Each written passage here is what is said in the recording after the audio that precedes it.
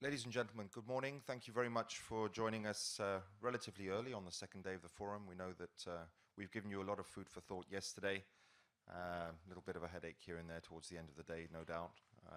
But it's great that you've been able to join us for this session, where I'm delighted to present Bruce Stokes and the Pew Research Center more broadly. Bruce and I have known each other for many years from previous incarnations, and we've actually been wanting to establish a relationship between Pew and the OECD Forum for a number of years, and now we have managed to formalize that. And what he's going to present to you this morning is going to be a reflection of that partnership, which is going to be a little bit more in depth between our organizations. And I wanted to say a little bit more about the rationale for this connection. So as you, many of you know, the OECD is extremely well known for objective, evidence-based data analysis. We're not so strong on what people think and feel. And those of you who have been following discussions and deliberations in the forum from yesterday morning know that we've dwelt a certain amount on the post-truth era. Post-truth, whether we like it or not, is something that we are living with. Some will say we've always lived with it, and others will say that there's a relatively new phenomenon in terms of speed and scale that technology has brought that puts the risks of the questioning, if you like, of evidence and analysis into a context that we need to be very mindful of. Before the onset of post-truth in an explicit way, we certainly felt from our vantage point that it was very important that the OECD was able to factor in perceptions and feelings which are very linked to issues like confidence, trust, huge issues that we know are fundamental in order to achieve our overall aims, producing and delivering well-being, and actually having people feel as though that well-being is impacting them rather than some theoretical entity. And Pew, for many years, have been in the business of very professionally and very scientifically looking at how people are feeling on a whole host of issues that are very connected to the lifeblood of the OECD. And so that is a very important rationale for us to have built this partnership on. And a few months ago, Pew, Bruce, Dan Morrison, who used to be with us and has now headed over to DC, came to us with a suggestion, which was, how about comparing the views and attitudes of people who grace us with their presence, you who come, some of you each year, some of you for the first time, and we hope you'll be returning. How representative are we in terms of our attitudes relative to broader publics? And this connects up very much with a concern that we again have at the OECD, which is, are we guilty of always speaking to people like us? So people who have sort of similar backgrounds and similar concerns, and so we tend to agree with each other. You know, we'll disagree here and there, but broadly speaking, we're all sort of part of a similar world. And if we're doing that, then we're guilty of being inside a bubble, we're guilty of being in silos, etc. And so what we're going to hear from Bruce this morning is the first effort to try and juxtapose those two elements of data.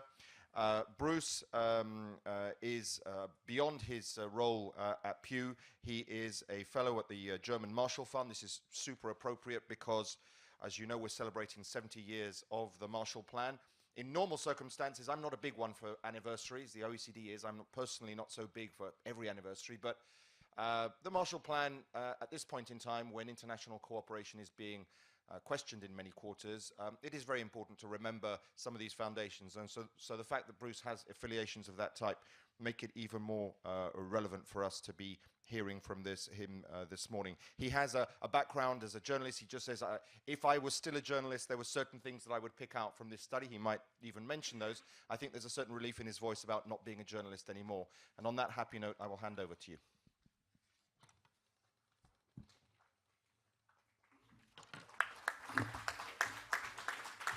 Anthony, thank you, and thank you all for turning out in such numbers this early in the morning. I realize that yesterday was a long day, but I'd particularly like to thank Anthony and Wilhelmine and the Secretary General and OECD in general for its support for this idea, because we think at the Pew Research Center that this idea, which was really, I think, at the end of the day, was Anthony's to begin with, that we do need to understand how we, and the survey we did was of you, how our views compare with the views of our publics in our various countries, to understand better the public policy debates that we now all face, the rising of populism, things of that nature. So what I'm going to share with you are the results of a survey we did of those invitees to the OECD Forum who accepted their invitation and were kind enough to take the survey, 411 of you, which is actually a very good turnout in terms of response to a survey of this type. And the survey that we just released yesterday of 32 public opinion attitudes in 32 countries around the world, OECD members and non-OECD members, about 35,000 people, on a series of questions that relate to the economy, so that we can compare and contrast views. I recommend to you the survey that was released yesterday of public attitudes if you are interested in further analysis of that data. But we will also have up on our website, and I think the OECD probably will end up having on their website, this slideshow so you can refer to it as well if you have an interest. Briefly, the Pew Research Center, if you don't know it, is based in Washington. We're nonprofit, nonpartisan. We do a lot of public opinion research, but also increasingly research on big data, on issues ranging from US politics to Hispanics in America to religion. If you're at all interested in any of those topics, I recommend you take a few minutes and look at the website. The advantage of the website is that it is free and it is searchable. So if you want to know what Eastern Orthodox Christians in Bulgaria think about Putin, we actually just released that data. So there's a lot of stuff out there. Okay. We have a fan club. Really, I don't know if it's a fan club for Eastern Orthodox or for Putin or for Pew. But as I said, this is what I'm going to share with you, a comparison of public attitudes in 32 countries with attitudes of people who are attending the OECD Forum. And we will release, as that says up there, a survey, a broader study of attitudes of the invitees to this forum and global thought leaders on a range of topics. I'm sharing with you just some of the answers to some of the questions that we ask you that are appropriate really to attitudes towards the economy. We actually, for those of you who took the survey, and I'd like to thank all of you who took the survey, and if we do this again, I'd encourage you to take it next year, that we ask you a number of other questions that I'm not sharing with you today, but we will be sharing in the near future. This is a map of the countries we did survey this year. We survey about 40 countries every year. The dark blue is countries where people feel really good about the economy. 8 in 10 people feel good about the economy. Netherlands, Germany, Sweden, India. The dark red, unfortunately, are countries where people don't feel very good about the economy. Places like Brazil and South Korea. As I mentioned to Anthony before we started, if there's one thing, if I were still a journalist, that I would write about, I think it is this finding. Attitudes in Europe, among the public, in Japan, and in the United States, views of the economy have recovered to points now that are higher than the attitudes were before the financial crisis. This is, it seems to me, a watermark. As you can see, in 2006, people had their views of the economy. Those views in 2007 and 2008 basically fell off the table. And people were very negative about the economy, about their economy. They bounced around at a low point, began to start to recover around 2011, 2012. And now in the US, in major European countries, and in Japan, people tell us they feel better about the economy today than they did before the crash. Now, I would caution you, it's not that they feel great about the economy. Only 41% of Japanese say their economy is doing well. That's not a very good number, but it's higher than 28%, which it was in 2007. So this actually suggests, it seems to me, that what's happening in the economies, and as you know, the economies are slowly beginning to pick up in Europe and in the United States. Unemployment has begun to come down in Europe. It's way down in the United States. That public opinion about the economy is catching up with some of the underlying real data about the economy. What is significant, it seems to me, is the dramatic improvement in attitudes towards the economy in some of these countries in just the last year. Views of the economy have improved 14 percentage points in the United States in 1 year. They've improved 25 percentage points in 1 year in the Netherlands, 15 percentage points in Poland and Spain. So there is actually a dramatic uptick in a very short period of time in a number of these countries.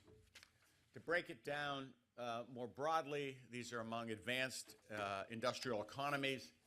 As you can see, both the Canadians and the Americans feel pretty good about their economies. The Canadian number is up actually 11 percentage points in the last year. The Dutch, the Germans, the Swedes feel very, very good about their economies. The Italians and the Greeks, not so much. And the Russians, interestingly, are up 22 percentage points in the last year, which I found is a very interesting finding. In Asia, as you can see, the Indians feeling pretty good. Their economy's done quite well in the last few years. Filipinos feel quite good. That's up 17 percentage points since 2015. That's a pretty dramatic increase in 2 years. If there are any South Koreans in the audience, you could tell me what's going on in South Korea. I mean, they're pretty negative about the condition of the South Korean economy. But overall, in Asia, among our survey countries, 6 in 10 people feel the economy is doing pretty well. So that was the response of people in major countries to the question, what about economic conditions in your country? Are they good or bad? What we did was we then asked OECD Forum attendees did they think the economy in their country was doing well or not. As you can see, 6 out of 10 of you said the economy in my country is doing pretty well. That was actually better than the median of the publics in the 19 OECD countries we surveyed, and it's much better than the median of the 13 non-OECD countries where we asked. Now, the non-OECD countries are a mix of some emerging markets and some developing countries, but you all feel better about the economy than the public does, based on this survey. We then ask all of you, we did not ask the public this because we've decided this question's a little hard for the public to answer, and that we get the same answer if we ask them about today's economy and over the next 12 months. We thought you're a more discerning audience. We want to know what you think about the future of your country's economy over the next 12 months. And basically, 6 in 10 of you say it's going to improve. 6 in 10 thought it was doing pretty well, and 6 in 10 think it's going to improve over the next 12 months. And notice that is basically, if my math is correct, about 3 to 1 in terms of improve versus worsen. So you very strongly believe that the economy is going to get better. It is interesting if you look at the demographics of you. Those who are 45 and older, 64% of you say that it's going to get better over the next 12 months. Those of you who are 18 to 44, only 48% of you say things are going to get better. So The young among you, and I see some of you out there, are a little bit more pessimistic than old guys like me. So that's kind of interesting.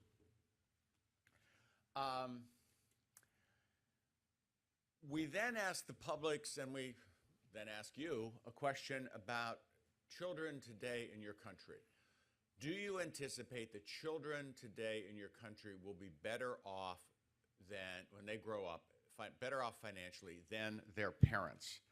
As you can see, in Europe and in North America, overwhelmingly, people say, no, we believe our children will be worse off than we are.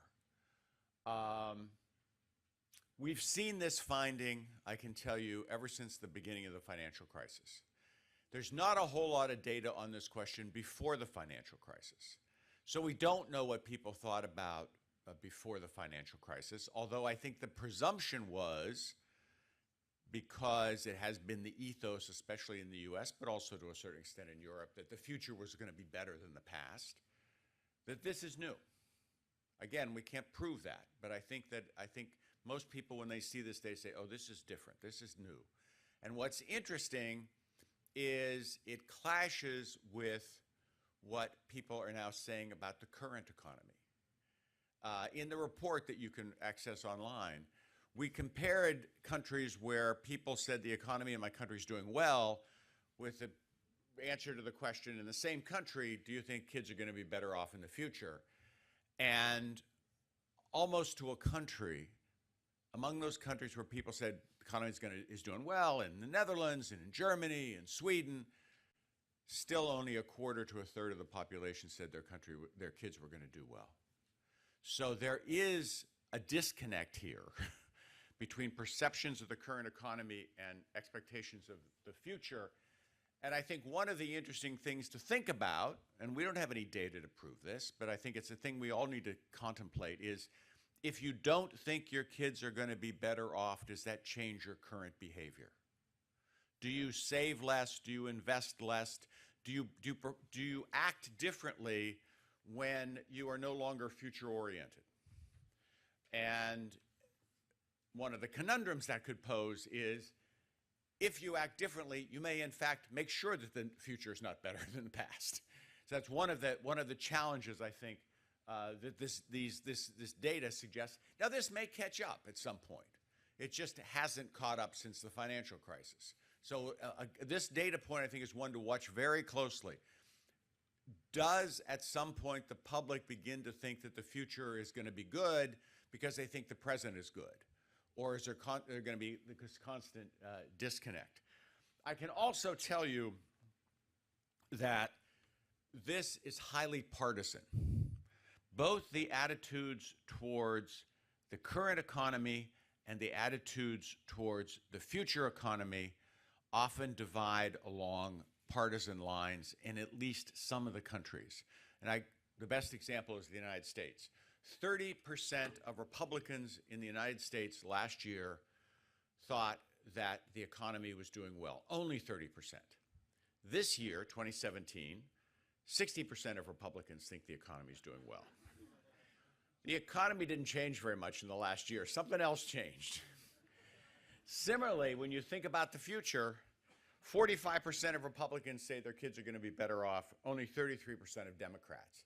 And it's not just in the US. In Canada, 33% of liberals say the economy is going to be better off, only 17% of conservatives. Now, who's in power in Ottawa these days? The Liberals. And this highlights another interesting finding in this surveys of the public, is that people in countries that are governed by right-of-center governments are more likely to think the economy is doing well than the same people in those countries who say that they are on the left of the political spectrum. And people who say they're on the left of the political spectrum feel better about the economy in countries where the government is actually a left-of-center government. So while we ask people about the economy, we've got to remind ourselves that people tend to see things, at least about the economy in many of these countries, through partisan glasses. And you kind of take their opinions with a certain grain of salt as a result. Now, it may not matter that they tell you what they feel about the economy. That's how they feel. And they'll act accordingly. They'll vote accordingly. They'll spend accordingly, et cetera. But partisanship does have an impact on these attitudes. Young people also feel better about the future than older people in a number of countries. I suggest to you this is a pretty heartening finding. It would be pretty depressing if young people thought the future was going to be horrible. And it was old people like me who said, no, don't worry. And you can see that even in places like France, where nobody thinks the economy is doing well, young people are still slightly more upbeat about the future than are older people. And in places like Sweden and Germany, there's a huge gap. We ask all of you about whether kids are going to grow up to be better off financially in the future in your country. What I found interesting is that rather than you all being disconnected from the public opinion in your countries, you're right there with them. Only a third of you think that the financial future is going to be better for kids, and that's about what the percentage was among the publics in OECD countries. It was publics in non-OECD countries, emerging markets for the most part, but also developing countries, where people thought the future was going to be better off. And we've found this consistently in places like Vietnam, India. People say, no, our kids are going to be better off. They believe that. In fact, their life experience suggests in their own lives that they know they're better off than their parents were. So there is some consistency there in terms of public opinion. One of the things we try to survey about periodically is attitudes towards trade and globalization, because it's obviously a very divisive political issue and a hugely important issue in terms of the world economy. I can tell you, when you ask the public in almost any country a principled question about globalization or trade, you get a principled answer. People say, oh, that's good for my country. You only begin to get nuanced differences when you ask them a more specific question. You actually put a price tag on that trade or that globalization. And so we ask all of you, and then we've asked the publics, do you think trade creates jobs or destroys jobs? Do you think it raises wages or lower wages? Do you think it raises prices or lower prices? Now, I would remind you that only politicians tell us that trade creates jobs and raises wages. Economists never tell you that because they work on full employment models, and so trade shouldn't matter. But economists do tell you that trade's going to lower prices. That's one of the reasons nations should trade. All of you buy all of this. You believe that trade creates jobs, you believe trade raises wages, and you believe it lowers prices. Nobody believes that. In fact, in the 40 countries where we ask the question, do you think trade lowers prices, only in Israel do people believe trade lowers prices. It's a joke that I've told quite often, so maybe some of you have heard it, and I apologize. But I explained this to a very prominent trade economist in Washington recently, and he stopped and he thought and he said, oh, I guess we'll have to tell them again. This is in many ways the value of this particular question. You may believe this, they don't believe this. And we have to ask ourselves why. Is it because we need to tell them again? Or, as I said to my friend, talk slower and talk louder? Or is this people saying to us, you know, I don't see this in my life. I don't experience this in my life. And as a result, don't ask me to support this because I think it destroys jobs, lowers wages, and doesn't lower prices. I can tell you, you get a lot of these public responses are for OECD countries. If you ask this question in emerging markets, at least some emerging markets like China or Vietnam, people say, oh, trade creates jobs and it raises wages. Well, again, it reflects their life experience. Wages have gone up in their lives. There's more jobs than there used to be, and they associate that with globalization. So it does depend on one's life experience. Finally, we wanted to ask people a little bit about the future. And we asked people a battery of questions about what you could perceive to be major threats to your country going forward. As you can see, those of you who took the survey, a majority of you believe that the global economy poses a potentially major threat to your country. Basically, people in non-OECD countries agree with you, and there's less belief about in OECD countries. Frankly, I don't know what this means. And I'm not sure people do either. I mean, the reality is you ask them, what are they worried about? What do they feel threatened by? It may be that you have more knowledge, and so you know all the things that could go wrong. It could be that people just are less scared about the economy in OECD countries than people in non-OECD countries. I can tell you that people are more worried about climate change in our survey than they are, including you, than they are worried about the global economy. They're more worried about the global economy than they are about refugees, just to put these things in some kind of context. That were the highlights of the survey. Like I say, all of this is available on the Pew website. I think some of it will be available on the OECD website as well. And I welcome our discussion and your questions. Thank you.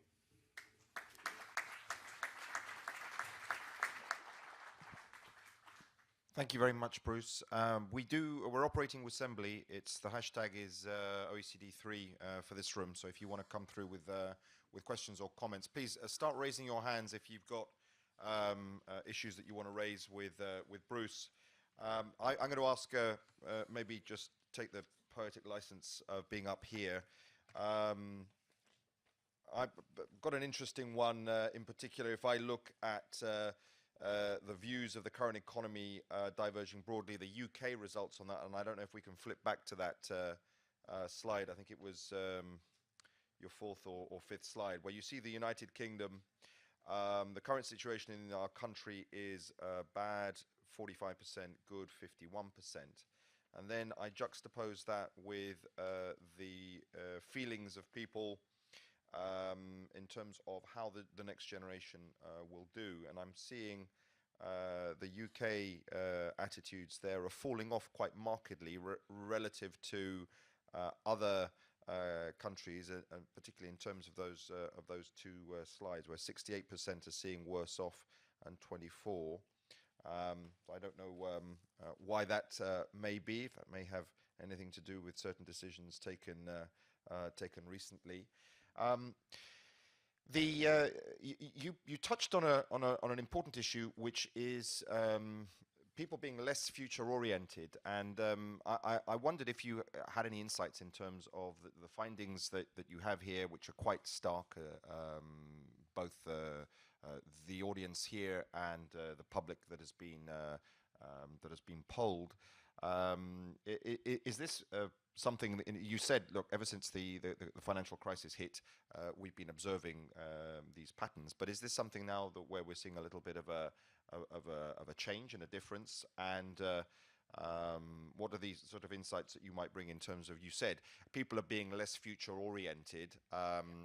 How that could play out. I think the first slide in particular that Bruce pointed out, showing how feelings on the economy, say in a part of the world like the Euro area, where you've seen a very big increase. If you juxtapose that with the figures that we're going to show a little bit later on in terms of the economic outlook, I think that will be very interesting as well. So very topical to show that today. Yeah, I mean, it's a very good point, and I think that is the interesting question. I mean, we're basically seeing public attitudes catch up with what economists believe are the underlying economic behavior of the countries. It's taken some time, but there's always lag in these things. What we haven't seen is much change in people's views of the future. And I think so. One of the interesting questions will be is whether that's just more lag time, and it takes more time for publics to feel good about the future, or did something happen that is at least semi-permanent to the psyche of people, especially in advanced economies, based on the financial crisis. Now, there are some underlying economic data that may help explain that. You did have in the financial crisis, especially in the United States, where people disproportionately save in their houses rather than in their bank accounts or in the stock market or whatever, you saw people's financial assets just wiped out. So even if the economy's doing better, even if they have a job, they remember that they used to have a house that was worth X amount of money and they had to sell it, or they were kicked out of it, or they lost it, and that was their life savings. So that may be something that factors into people's views of the future. If you look at the data, especially in the US, about how much people have saved for their retirement, the median amount that people have saved for their retirement wouldn't last you for a year in retirement. So again, it may be that you saw a more profound effect on people's perception of their financial future, and obviously that, by extension, the financial future of their kids, by the financial crisis, which is not going to be easy to recoup, simply because there's some underlying economic reality to it all. But the short answer is we don't know. And so what's interesting is to watch that number. And does it eventually begin to pick up, as this data did on views of the current economy, or does it permanently stay bad? And then, as I said before, to my mind, the interesting question then is, how does that affect individual consumers' behavior over time? And certainly, collectively, if individuals behave differently about the future, they may in fact get the future that they fear. We've got an interesting question coming in here. As we restore our trust in our economies, interesting, we're making an assumption, the person, can we now say that the crisis has finally finished in terms of psychological attitudes? That's a great question. I mean, I think one interpretation of that data would be yes. I mean, attitudes are better today than they were in 2007. That goes without saying. We're still seeing people vote differently than they did in 2007. So that would suggest that the psychological consequences are just being reaped now, maybe, and not before. And we should remind ourselves, again, that it's not that everybody now thinks things are great. They just think they're better than they were in 2007, which in Japan's case means that 41% of the population say the economy is doing well today, and it was 28% in 2000. That wasn't good in 2007. It's still not good, that great. It's just better. Whereas in places like the Netherlands, Sweden, Germany, where more than 8 in 10 people say the economy is doing well, you know, it's hard to imagine how it would get much better than that. So that certainly is a very positive sign. I don't know how many of the 411 people that completed the survey are in this room, but I would certainly like to know from those who are here who would like to share it, if you agree with that finding, that you don't think that your kids will be better off in future, and why that is. I'm interested in what the drivers of you and a feeling like that. So who would say that they, in this room, if you can put your hands up, who'd say that they anticipate that their lives will be, the lives of their children will be worse than theirs? Excellent. Right. Okay. Well, excellent. No, quite a lot. Of those, we have a few roving mics. Could one or two be willing to share the? We're going to conduct our own little focus group here. Yeah. Because I mean, let me tell you, one of the dirty little secrets of public opinion research is you don't know why people told you what they told you. So this is an opportunity for you to tell us why you responded the way you did. Who would like to dare? None of you. Come on, there's half of the room have stuck their hands up. Thank you.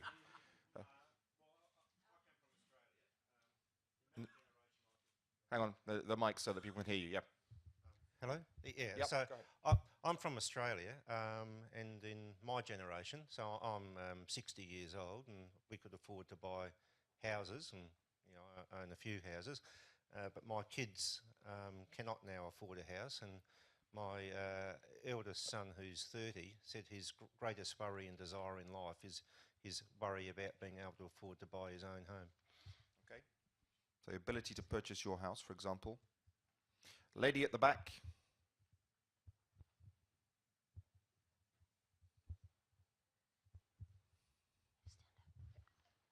So for me, it's a matter also of the social backup and the retirement benefits that I see my parents have. So it's something I don't need to worry about because at least my parents are well off. For me, I think I'm not so sure that's gonna be there when I reach that age. So I'm saving for myself, which means I'm not saving for my children. And also my parents have a house, so I'm okay. If something happens, I have my parents' house. My kids won't have my house because I'm renting. So there is where I'm seeing some questions. And when you ask, will this switch? I think it will switch if we get, at some point, back to a social system that's more reliable. I think we go back to the answer that you had before. But while the pension system and the future is more in question, I think we're going to keep saying that perhaps we are worse off than our parents and our kids are even in a worse situation. So that's interesting. I mean, it's not just perception of the economy; it's perception of the social safety net, and the viability of the social safety net. For me, it's simply economy. As we have, most of our countries in the OECD has enormous debt, combined with demographic problems. So you probably will have to pay more for pensions for our fathers and grandfathers, and then we'll have to pay for the debt which currently our fathers and grandfathers take for us. So eventually someone have to pay for it, and probably will be someone between my generation and the next one. So that's right. As someone who you're going to pay for, I want to thank you in advance. And I'm scared. I'm also from Washington, and for me, one of the factors, of course, is education in the United States, very expensive. My 10-year-old is angling for a career that will not pay a lot. It'll be satisfactory for her, but she will have to go through, just the cost of education. She'll have to get a master's degree. She's going to need to do internships. She's going to need to do international work experience, a lot of that volunteer work. She wants to be a marine biologist. And we'll give her all those opportunities and we'll support her, but she's still going to be incredibly in debt and earning a salary that will be, a challenge for her to pay off that debt.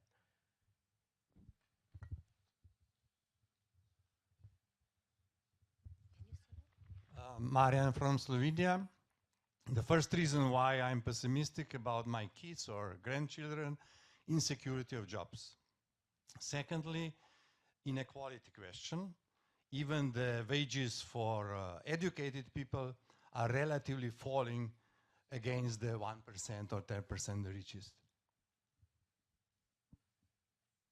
That's an interesting point. In the United States, we've seen the wage premium of a college education has gone down in recent years, which is a fascinating, development because it used to not be the case.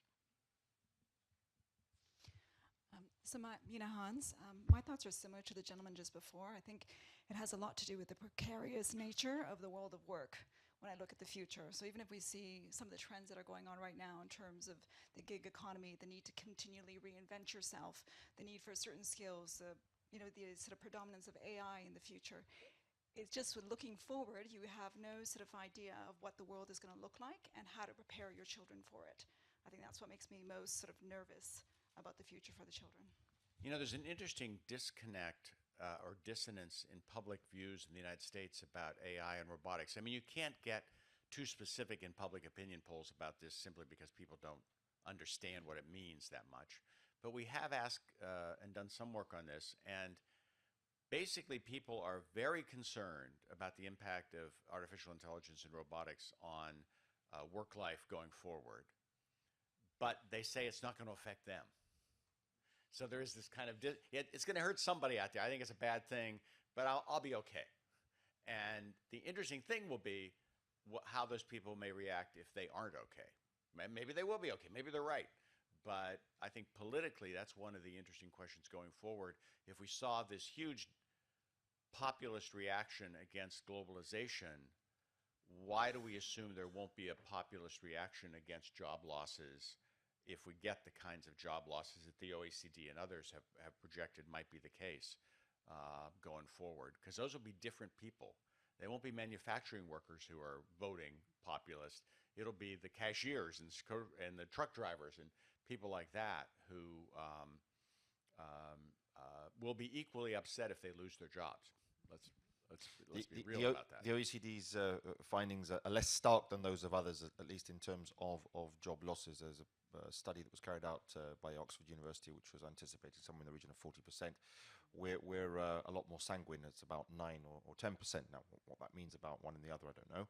But it's a very interesting and an open question. Certainly one when we were talking before this session, I personally was wondering the degree to which people might be thinking in these terms, the changes that are afoot and the uncertainty there. Gentleman in the front row. Hi, I'm an Australian, so I thought it'd be interesting to present a perspective from the young demographic. I'm a student age, and in terms of pessimism as regards the future and children, like a lot of people my age don't actually want to have kids, I've found. Like, not claiming to speak on behalf of the demographic in a representative way, or like not claiming to say that everyone feels this, but there's sort of a sentiment that they don't want kids because the future's not going to be great. That's sobering. You know, it is interesting. I was talking to a bunch of young Koreans recently in Korea, and that's exactly what they were saying to me, that they were so bleak about the future that people, not only were they not having kids, they had no plans to get married, they weren't even dating. I mean, it was very sobering. The lady on the left. I just want to add one argument, which is about heritage generation. Our parents did sacrifice to give us some heritage, but our generation, now mine, we want to live well and spend our money and not give it to our children. And I think that's also an argument. It's the end of the heritage and sacrifice generation, to add on the other arguments. Yeah, Kim Norman Andersen from Denmark. I'm privileged to have 6 kids, and I'm very confident that their future is going to be better, not because of me, but I'm trying to train them to be confident in the opportunities that robots and other things are providing us. So I think this fear about robots taking over, I think we need to really speak serious about this is a great opportunity for us to do things differently. So I don't train them to get a job, I try to get them to get a life. And I think that's something that we need to sort of maybe talk about. Is it really our job to get children a job?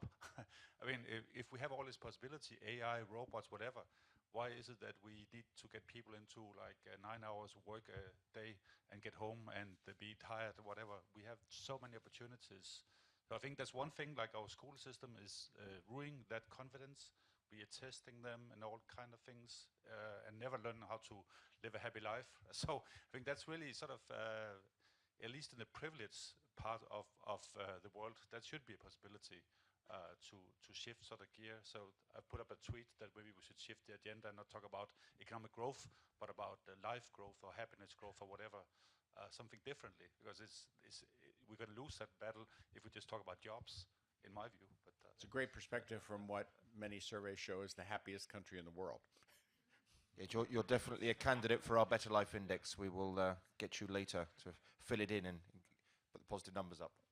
Hello, I represent Latvia, and I can say that in Baltic countries we have quite negative attitude towards future, quite pessimistic perspective. At the same time, people tend to have families with children, and they are mainly thinking long term. And I think this is a problem in the West, that very many young people want everything in the first day. They are taking horrible debt to buy a house, to buy the new iPhone, and that's the reason why their future is so bleak. Because, well, I cannot see a reason for a young person to buy some new gadget on debt, for which he will pay some extra money, and that's the reason why they don't have children, why they don't have no future. And if they don't change their mindset, they will basically disappear because they have no future. Okay, some more hands, gentlemen here, front row, and then there are two gentlemen in the further back. Hey. Yes. Okay, sorry. Henry Rees of Energy Franco-Allemande. Well, as we are nice and quick because we've got to finish. Come on. As we are in Paris here now, the White Knight Macron, did he explain it better to the people, and was he elected therefore, and will he have a majority also therefore? Does he communicate better? Probably this is a bit specialist France, but you might be able to answer. I'm going to actually listen to you guys more than get more from us. Two or three just back there. Come stick your hands up because we're not telepathic. There you go. That's it. And then the guy over here. I just want to get as many in as possible before we finish. Well, as you know, economic theory basically says that young generations need capital, old generations have it, and the financial sector intermediates. That's a bit of a shortcut, but oh well. I think there are two factors that are in the way of that happy little machine. One is that the mortgage market has been in disarray for so many years that we have now a situation where we could well end up with this a group of haves and a group of have-nots when it comes to housing. And those who have not will certainly face a much bleaker future. The other point is that you have to be a pension expert to realize how much pensions have been cut in the last couple of years, basically by shifting risk from those who gave the pensions to those who received the pensions. That is maybe not understood, but it is felt, and especially in the sector of the state pensions, but also in those of the company organized pensions. Those two factors, I think, are of importance. Thank you. And lastly, gentleman in the middle. I'm glad that you made the comments about housing, because the focus of my studies is how Airbnb and trends in housing have disrupted people's ability to find affordable housing. So young people, everyone loves Airbnb when they're traveling, but not when you're looking for your own apartment. And you have many nice, culturally rich neighborhoods that are very diverse and have a lot of positive qualities that then, once they're trendy, the same young people that would complain about the changes that happen to them move into the neighborhoods, and there's a very clearly predictable sign of all these neighborhoods becoming homogenous and gentrified. And I see this happen in every major city that I've lived in, and I wonder if there will be little hubs of that if they'll still exist, and what the ethical way is to approach them. Okay, thank you. We've taken advantage of this to listen to you guys, and we've taken a good note of the different comments that have been made here, because as Bruce said, we don't often know what the reasons are behind. Now, Bruce, this is a very difficult question. What would you advise European governments, in fact, I wouldn't limit it to European, to do in order to restore confidence in the future, in globalization and trade? All of that in 10 seconds. If I knew the answer to that, I wouldn't be a pollster. I'd be a policymaker. I think to answer it in a very self-serving pollster way, but also a journalist way, is governments need to listen to people and their concerns. And our surveys show, your surveys in Europe show, that trust in experts and institutions are at an all-time low. And I think we have to accept the fact that that those institutions and experts have failed them. And they failed them in the area of globalization. They told people it was good for them, full stop, don't tell me about the problems. And we need to begin to listen to what people say about what they perceive to be the problems, and then address those problems. And I guess that's obviously not easier. People would already do it, but I think that's the answer. Okay, well, I think that we've started that process here in the course of the event and also this morning. And I'd like to thank Bruce and you all very much for coming.